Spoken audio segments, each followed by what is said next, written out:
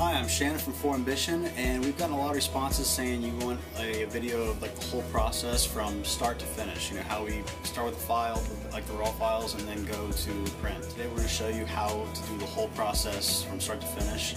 When you send a file, the two things you want to make sure is it's to size. You know, when you select the whole thing, right here it'll tell you how wide it is. It's about 11.5 wide, which is our standard size.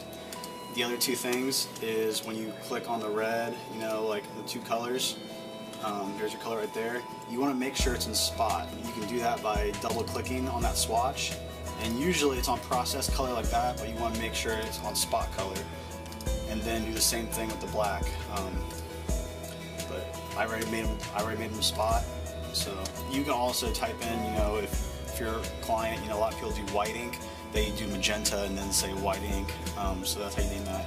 And then you can actually delete all these other swatches that you're not using, and that way your printer knows how many colors your design is.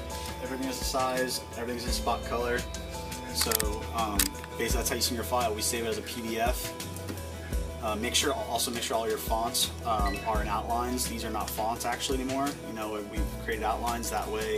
You know, if we don't have the font that you're using, it doesn't matter since it's all in outlines. Well, then when you send that to us, we'll take it and put it in InDesign.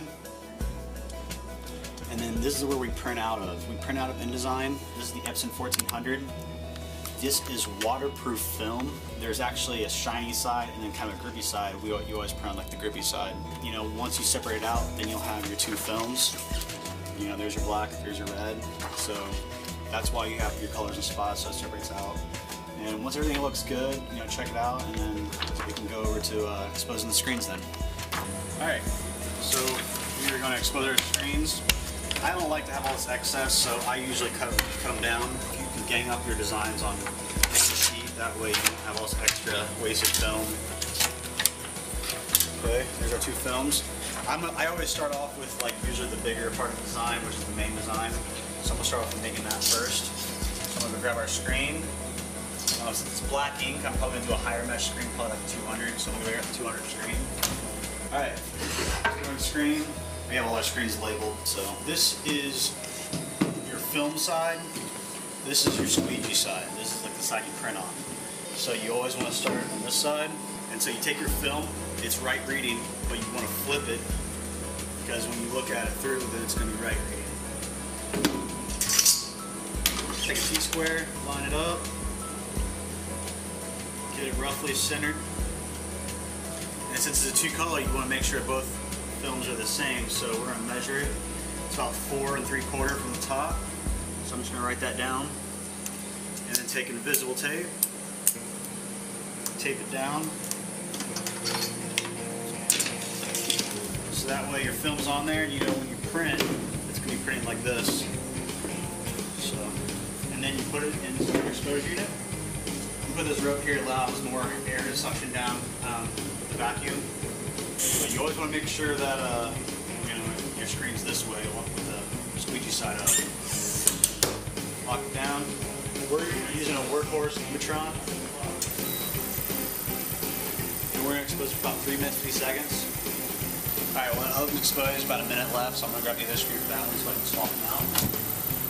Do the other one on 155 mesh. Same thing again, wrong reading.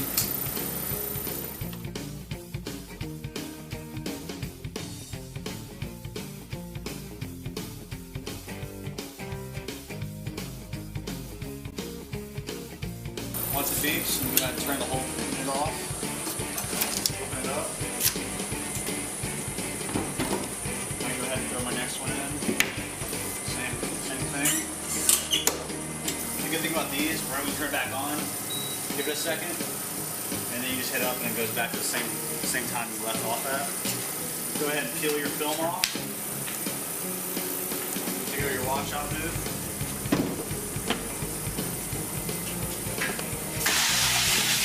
Go ahead and wet those sides. Give that a second.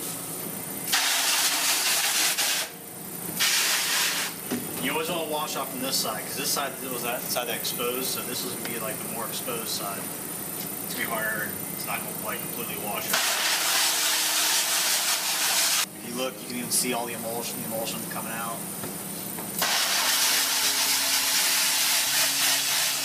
all the emulsion is washed out, pull it up, make sure there's no unexposed emulsion and everything looks good. Okay, once it's fairly dry, I go ahead and throw it from the fan to kind of finish it off. And in 5 minutes it'll be dry, you put on press. We always kind of line up our pallets so we kind of know like if we're straight in the center. Quickest way to find out your center point of the design, fold it in half, the center right there, and I'm going to go by that line right there. Pallet. So the screen needs to come up that way, so I'm just going to move my pallet down a little bit. And I have a lot more off contact than this side, so I need to tilt it a little bit. It's probably from my last screen that I had on here. So I'm going to lower this side, raise this side a little bit.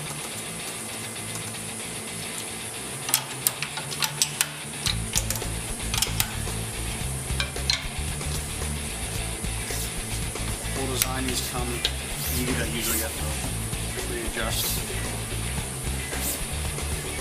Some micro. Looks good. Tighten down your locks.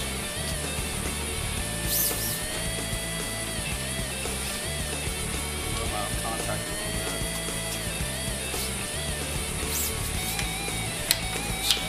I'm kind of precise, and that's probably all fine, but I like being as precise as possible. Even though this design doesn't really have much registration to it. Okay, comes off.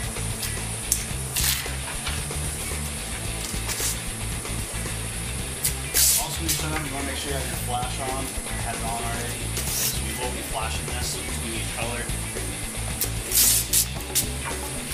Alright, we're all set up and we're ready to do a test print. So instead of using your good blanks right now, I'm going to use a test print. So placement doesn't matter right now. I'll do placement when we do the actual shirts. But I just want to do a test print, make sure there's no pinholes on this end, and the print looks good. So a lot of people pull their squeegee. I like push, easy on your wrist. So I lift the screen up, flood it. 2 pushes. That's pretty good. Spin it over, flash it. And basically what this is doing, this is partially curing the ink. So when we do the next screen, that wet ink is sticking to the back of the screen. So do the same thing here, flood it.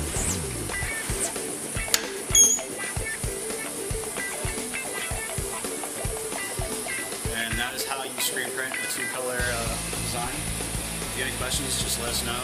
We love feedback, so feel free to check us out on the web at www.4ambition.com.